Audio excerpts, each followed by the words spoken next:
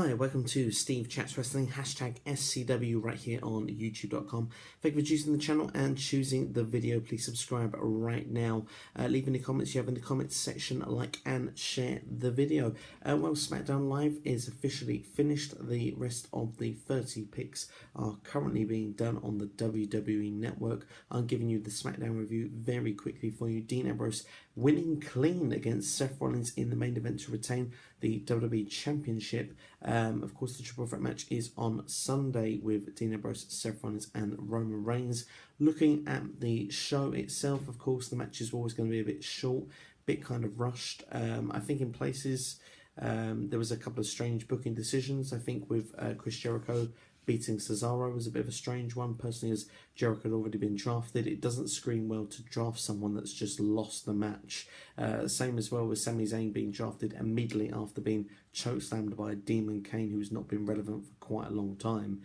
Same with Kevin Owens as well. Did not make these superstars look particularly good when they didn't have a show aligned to them. They should have had a bit more strength and reasons of why they should be picked. So the show didn't really follow continuity like that, but as a show itself, it was pretty fast-paced, quite entertaining to watch. I particularly liked the Bray Wyatt versus Xavier Woods match. They went back to Xavier Woods kind of being more fearful of Bray Wyatt, which I thought played a good storytelling in this match, good chemistry between the two wrestlers as well.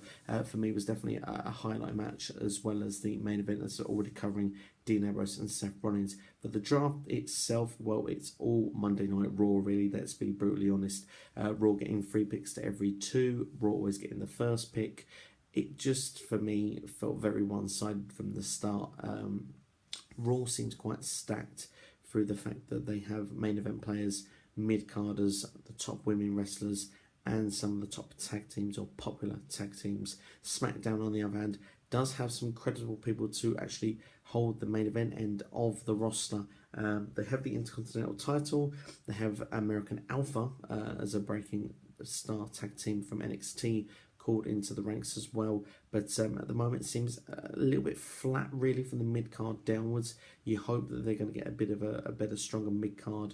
They have a couple of women for the women's division. Let's see if there's any more going to be brought into there and who else from NXT will come in. Of course, I've given you videos already through the evening on who has been going where. I didn't continue through the second hour. Some of the picks perhaps were seen as perhaps as lesser picks, but going through the ones off the top of my head that I can remember, then we'll go on the Raw side. Of course, the first pick for the whole draft was Seth Rollins for the Raw team. As well as that, we see Charlotte and Finn Balor as top picks for Raw. Following this, on the next lineup, we see Brock Lesnar, Roman Reigns, and The New Day.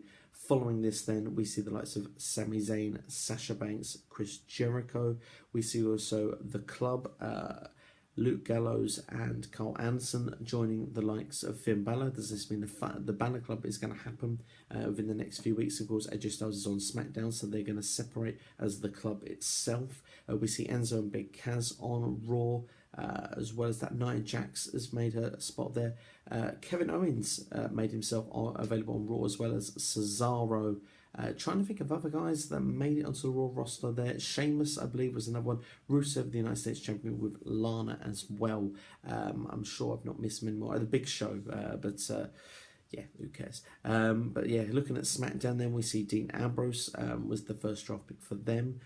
We see AJ Styles was the second. On the next lineup, we got John Cena and Randy Orton. Following that, we got Bray Wyatt and Becky Lynch. The Miz and Baron Corbin follow this as their next 2 draft picks. We've got Dolph Ziggler, Alberto Del Rio, American Alpha, and Natalia, I believe, is the last one there that was televised for SmackDown. So those are all the televised draft picks for you there for Raw and SmackDown. Let me know your thoughts in the comment section if you like that. Of course, Raw seems a lot fresher, a lot more of the main event potential.